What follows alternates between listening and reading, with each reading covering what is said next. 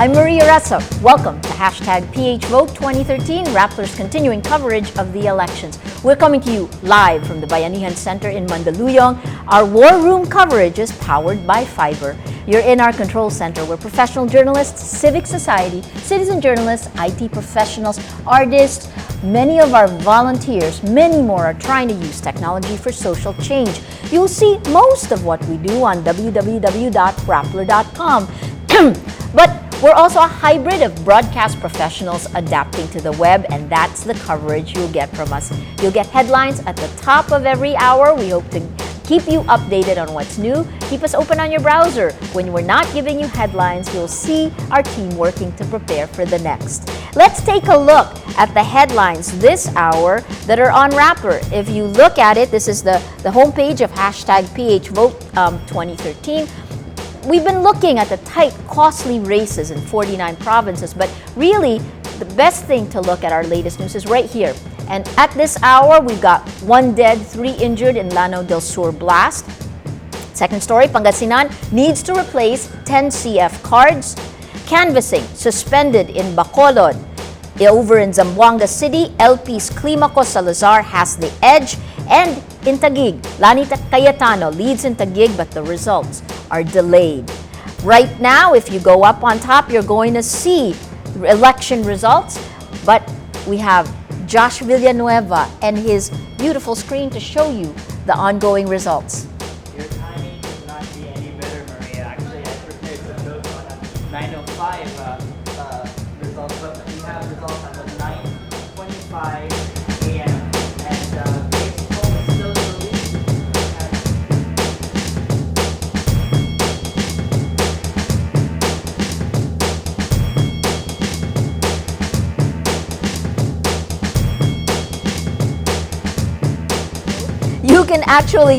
You can watch the coverage that's going on there, and as we're going on, you can see there that I've just gone over the headlines. Then you can actually read. This is the experience we're trying to show now. We're trying to define what it looks like. What does it feel when you can watch and read and look at results simultaneously? You know, if you're like me, you have many tabs open on your screen. We spent a lot of time to try to figure out what you can do with data visualization and how you can see things at a glance. And Josh Villanueva now, with his mic on, is going to show you where are the results now. New numbers have just come in from Pico's machines transmitting. Go ahead, Josh. Okay, Maria, I'm just doing some math here. I'm a journalist, not really good at math, so I do the computations. Like I said earlier, your timing couldn't be any better. I actually had prepared notes for 9:05, but these have just come in 9:25 a.m. and still in the lead. Grace Poe, 14,438,940. It's interesting because we really expected Lauren Legarda and Cheese Escudero to be 1 and 2, but Grace Poe is in the lead by more than 1 million over Lauren Legarda. Earlier also, the last time I gave you an update, Senator Cheese and Senator Allen were neck and neck for 3rd place. Senator Cheese has been number 3 ever since we started monitoring the results coming in last night. But for the first time, Alan Peter Cayetano has moved into the 3rd spot. He now leads by 1,400 votes over Cheese Escudero, who is now number 4. Nancy Binay is still in 5th place. Sonny Angara 6th. Bam Aquino 7th. Coco Pimentel 8th. Sonny Trillanes 9th. Cynthia Villar 10th. JV Ejercito 11th. And at number 12, Gringo Honasan with 9,379,000. We are also, and I know the whole the social media sphere has been closely monitoring Dick Gordon. Right now, he's moving farther away, but he's still in 13th spot. He has 8,981,765 votes. The difference between the two of them is almost 400,000 votes. Right now, we have about 53.11% of the total precincts tabulated. That's about a turnout of about 27.795 million. Maria? Josh, can you take a look and drill down a little bit further? What you're seeing now on your screen is actually the data visualization of the numbers as it comes in for the national race, for the Senate. And what's interesting now is if you look at the results across the country, with at least 50% of the results in, Team Pinoy has a 9-3 hold so far on the National Post. Aside from that, can you please take them through the other results that we have, which actually the index page, to take a look at Sure. how they can get down to drill down? Sure, this is the easiest way. You know, if you don't really have a lot of time, you can, let me take you to our menu. If you don't have a lot of time, all you have to do is click this Senate race button. That will bring up these visualizations that I have shown you. But there are other ways to view the results. Let's take a look at all results. Click on all results, and that way you can actually take a look at all the results and browse down by location in the Philippines. You can take a look at the list of senators, for example. Yep, that was the 925 version. For example, take a look at the results for Region 1. Okay, am I good? There you go. And then you can see all the results for Region 1. I've actually pulled out a couple of results for you, Maria. We've been closely monitoring the results in the province of Cavite. And for the race for governor, John Vic Remulla leads by about 50,000 over Ayee Maliksi. Right now, he has 399,565 versus Maliksi's 348,801. Well, let's stay in Cavite, because right now we have on the line Natasha Gutierrez, who has been covering Cavite for Rappler. Natasha, where are you and what is it like there now?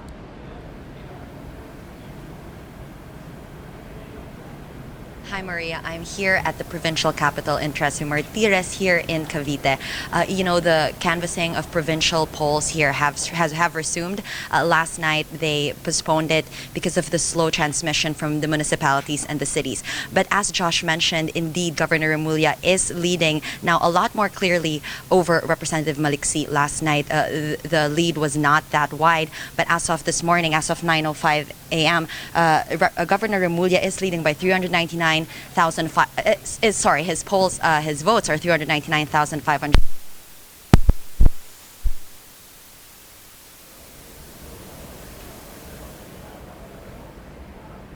Okay, I think we've lost Natasha's mic, but she is, as you can see, she is live in Cavite. Cavite is a fascinating province. It's the second vote-rich province. You're talking about roughly 1.79 million votes there, and you can see Josh has the results up coming into. This is interesting because this is for vice governor.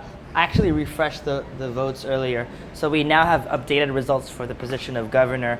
Remulla still leads. He now has 400,814. Ayee Maliksi has 350,000.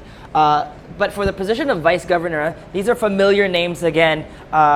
Sons of senators are actually head-to-head. Ramon Jolo Revilla, the son of Senator Revilla, 392,194. He is in the lead for the position of vice governor. He is up against the son of Senator Ping Lacson, Ronald J. Lacson, who has 229,860 votes. So let's just put that in context again. Jolo Revilla is running he's with Lakas, and he is running with John Vic Remulla. Right. And Over here. Panfilo Lacson's son, so John Vic Remulla, 45 years old. John Vic Remulla is 45 years old, and his father, Johnny Remulla, was actually the mentor of Ayee Maliksi, who is running against John Vic. Right. So that's kind of interesting. Ayee Maliksi's running mate is the son of Panfilo Lacson. Right. Ronald J. Lacson. Ronald J. Lacson, and we saw a strange thing happen. If we've got Natasha on the phone yesterday, a little bit of a proxy battle between between these two groups, the PNP and the NBI. And again, unstated, but part of the reason there was a bit of a standoff at the home of Senator Bong Revilla was largely because of the involvement of the sons. We're still waiting for Natasha Gutierrez, so why don't we take a look at other races that we've been looking at? Well, the results. Go ahead. Before that, Maria, I want to just go through all the features. I know we have viewers just waking up at the moment, and like I was showing you earlier, there are a lot of ways to really dig into the results. You know, today is a Tuesday. If you have extra time, go a little bit geeky today. Let me show you some of the different results. Let's take a look at PICO's status. Believe it or not, Maria, a lot of PICO's machines haven't transmitted. We had an interesting, again, Natasha was showing us video from one precinct in Bacoor, Cavite, where she was at yesterday, and we basically had the teachers holding up the modems, trying to get a good signal. And believe it or not everyone has transmitted the results yet. We have almost like a heat map here from red all the way to blue. Blue is when everything is okay, everything has been transmitted. Taking a look at the map of the Philippines, it's more or less light blue at the moment, which is good, which means about 61 to 80% of the total votes have been transmitted. There are still some areas which are pink, like over here in Palawan, over here in the Panay group of islands. And then there is one area over here that is slightly redder towards the deep reds. That is the ARMM. And we can dig and drill into that a bit later.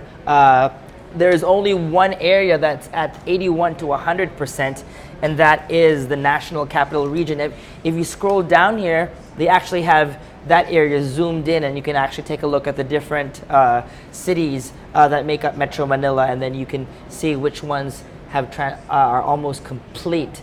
That includes the race in Manila. So let me show you that. If you want to dig into the results for your particular city or town, you can do that. Just hit all results. What we have when you load that is basically a text version of all the results. Take a look at this list for Senator. This is another way of viewing the results. Not as pretty, but the figures are all here. And on the right side is the transmission status. So again, you can take a look at the different regions and see which areas are not haven't really transmitted a lot. For example, ARMM, which was red earlier, has transmitted only about 26% of the votes cast, whereas areas such as Region 7 have transmitted as much as 63%. Let me scroll down and I was telling you I wanted to look into Metro Manila. So let's take a look at NCR and see the race in Manila. Actually, Josh, before you go to Manila, we've got Natasha back on the line with us. A story's just crossed now. Natasha, can you hear me? Yes, Maria, can you hear me? Yes, excellent. You're back. A story just crossed. If you can take a look at my screen, Maliksi beat Sakilayan in Imus in Cavite as well. This is just in, and Raptors has just posted this now. You can see it on your screen. I have it up here. So you're seeing this story. No one has voted yet. It's so fresh that there's no mood meter vote. Natasha, what is it like and there right now? And has this been announced? Maliksi winning in Imus.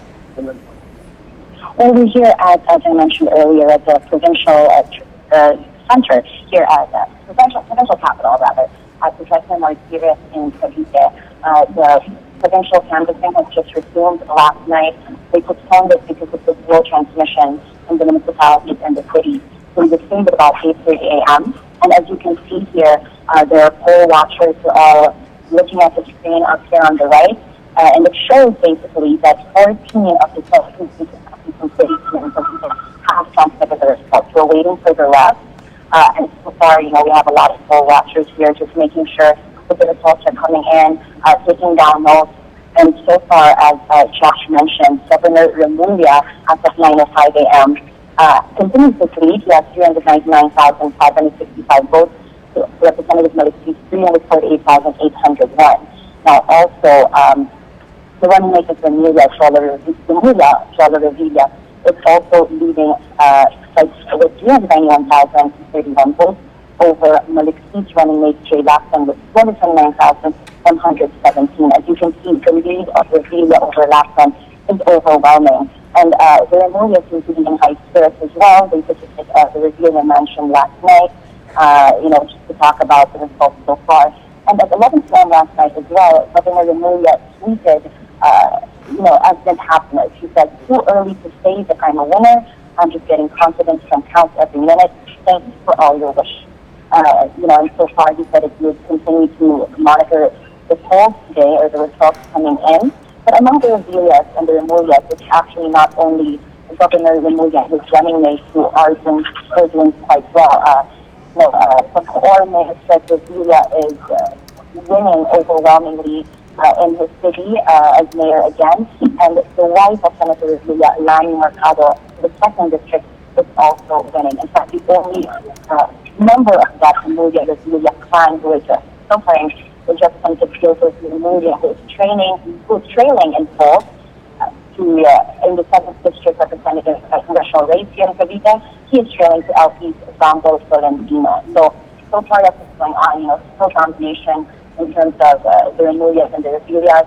As you know, Maliksi and Lacson are candidates of the Liberal Party, and this is one of the battlegrounds, considered one of the battlegrounds of the Liberal Party.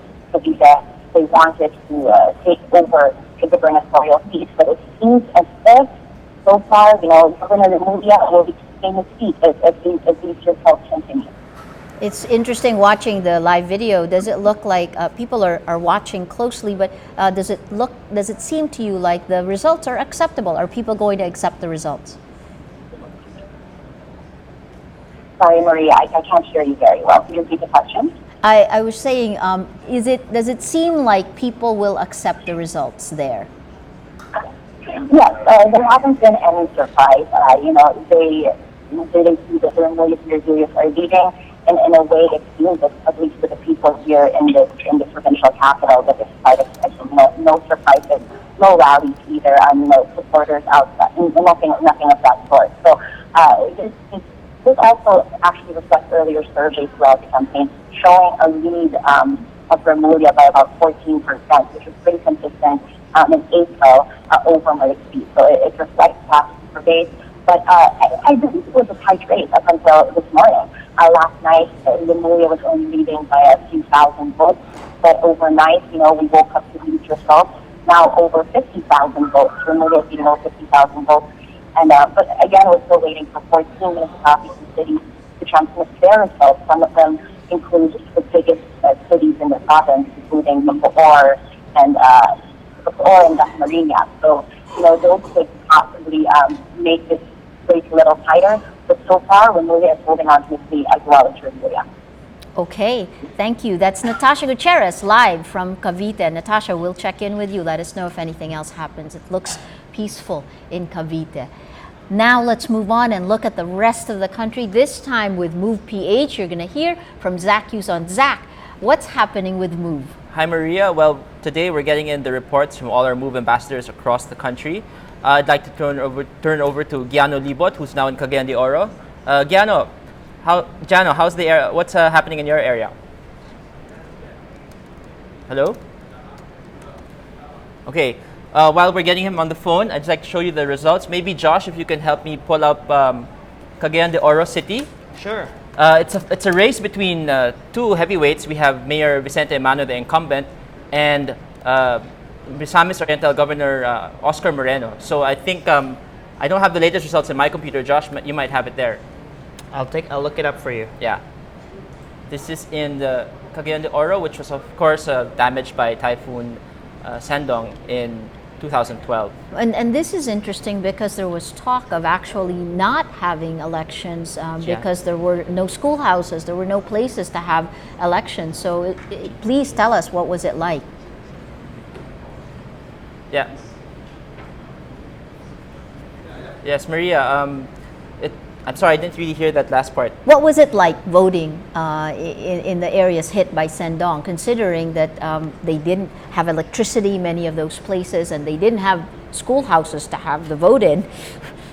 Well, Yesterday, Gian was reporting to me that he did have some problems with the PCOS machines, but he didn't really report anything with regards to the lack of electricity. I think if ever, possibly the problems was the lack of facilities. The classrooms that they used were probably, under repair, or they needed to be repaired.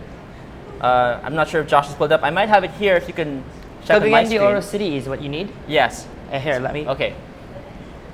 And you're looking for the position of mayor. Mayor? Mayor Oscar Moreno, Yes. former congressman, 72,665 versus Dongkoy Eman of Una, 59,957, Zach. Okay. If the Giano is not available for our phone patch, I'd like to turn over to Zamboanga City. We're following the tight battle between Climaco Salazar, that's Ben Climaco Salazar, who is the incumbent congresswoman there, and Enrico Basilio Fabian. Of course, the Climacos are very, very popular in that part of Zamboanga, and it looks like she's leading. Per my latest count, she has about 92,241 votes versus Fabian's 15,089 votes. Zamboanga has a voting population of about 405,000 people, so maybe, it's still a long way, but that's a big lead. Of course, in Zamboanga itself, we have the Holas Hoses who are also leading. They're expected to lead, but in Zamboanga del Sur, you have the Cirileses. So now, going over to Giano. Yeah, Giano, are you there? Yeah. Yeah, Hi, Zach. Giano, sorry, are you there? Yeah, Yes, so what's it like in your area? Right now, based on the updates with the elections, we've had a sluggish pace, but at least we've been able to make some moves. According to the COMELEC, the canvassing has at least reached 72%, although a break right now for the other precincts from the hinterlands to come in. So most of these are going to be, we're expecting 40,000 more votes to fill in the remaining 27%. As of this moment, the leaderboard for the mayor race, Oscar Moreno for the Liberal Party is leading at 82,230 votes, and his closest rival, the incumbent Vicente Emano for Padayon or Una, is at 68,378 votes. So it's getting pretty tense here right now. Giano, last night you stayed up pretty late, just monitoring the ballots. Can you tell me what was the mood there last night, and has it changed this morning? Last night there was a little bit of frustration from a lot of watchers, people who were interested with the elections, because when you look at the national elections, most of the returns were at least moving forward. For Cagayan, we had trouble making it to 50% even at as late as 3 o'clock, so it was very sluggish. So there was lots of frustrations from a lot of individuals. Fortunately, though, that kind of mood changed later this morning when some of the precincts that the COMELEC was waiting for finally came in, and at 7 a.m. we reached 72%. So right now we're just waiting for the few more precincts to come in, and they said that they'll resume counting at 1 p.m. So expect formal announcements to be made somewhere sometime this afternoon.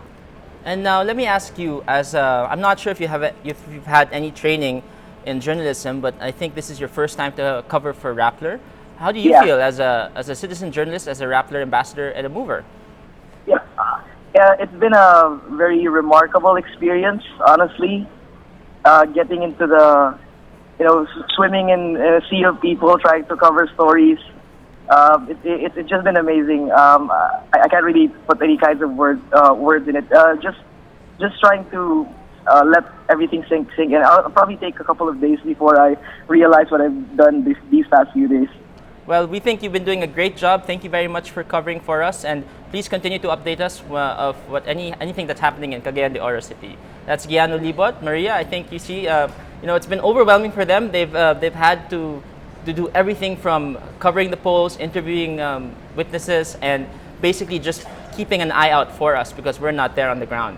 It is amazing listening to them and watching them when we were doing the training, and it's great to hear him and to hear the enthusiasm. I think this is why we do what we do. And Zach Yuson working with Move.ph, and you just heard one of our movers. He's covering a relatively tense area. Okay, now let's move on to another area that we've been looking at for violence, and actually a lot more, but a very key area. The first time that the ARMM has actually voted. Voted in conjunction with the national election. So let's let's go listen to Angela Casauay. She is on Skype from Maguindanao. Okay, we just lost her, but so she'll come back. Why don't we move on then to Zach and sorry, Josh. Go ahead. It's okay, Maria. It's a long time. It's been a long last few days. The Pacquiao name doesn't always ensure victory. We have 3 Pacquiaos running for public office in Sarangani province. Of course, we all know this man, Manny Pacquiao.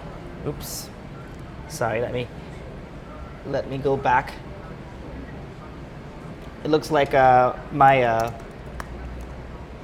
monitor is already tired as well. Let's go back. So Manny Pacquiao, of course, he was running unopposed, so he won there. Let me find that again. We completely lost that screen. And we actually have that story already now in Rappler. Of course, I'm getting better at my geography as well. Region 12, Sarangani Province. And if you're looking for the rate, I've been looking for vice governor results and I couldn't find them. Apparently, you have to go to the region itself. So I'm here at Sarangani, and right now all I have to do is go to region 12. And I'm going to do a search for Pacquiao. There you go. Manny Pacquiao, unopposed, 115,610. But he's not the only Pacquiao running for office.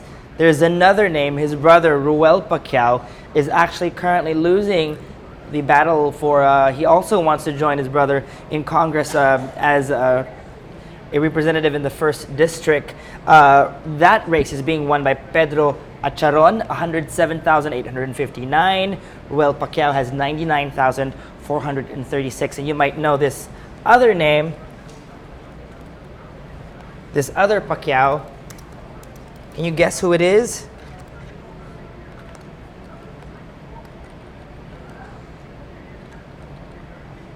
Of course, I'm referring to Jinky, Manny's wife, who is running as vice governor in the province of Sarangani. Jinky is totally winning that battle, 105,899 against Eleanor Sagigit, 24,338. But then again, what battle hasn't Jinky ever won? So you have husband and wife winning in the posts that they're in.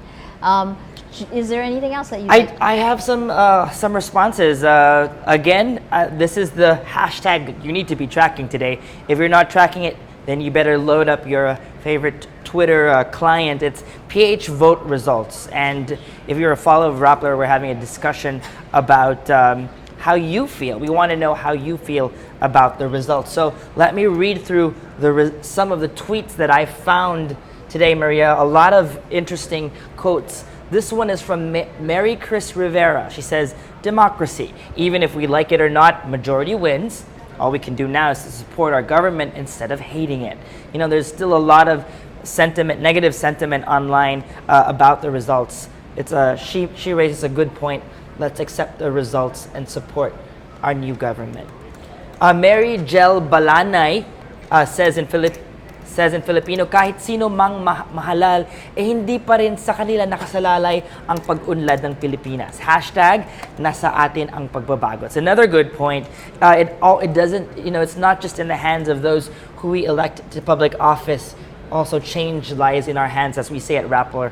Change starts with tiny ripples that you have to start yourselves. Irvin Cortez tweets again in Filipino. Now, it's all, a lot of people rant online. I always say, if you have a problem, if you have an issue, you should propose a solution. And he's proposing a solution. He says, simula ngayong araw na ito, ipinapangako ko bilang handog sa bayan, magiging advocacy ko ng voters education. So he's not happy with the results. He feels people didn't vote smart. So he's gonna make voters education a priority and his advocacy moving forward. Again, there are two popular candidates on social media who haven't made it or who are not on the top 12. One of them is Dick Gordon. Gear Up and Fly says, gusto ko talaga si Dick Gordon. And by the way, Dick Gordon is still trending. His name is still trending in the Philippines trends list. And of course, number one on that list is the hashtag Ipasok si Dick, in reference to him getting into the top 12. And another favorite is Risa Hontiveros. And Clyde Torres has been tweeting.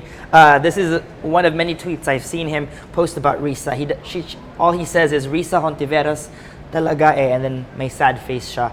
A lot of supporters of Dick Gordon and Risa Hontiveros on social media. Maria?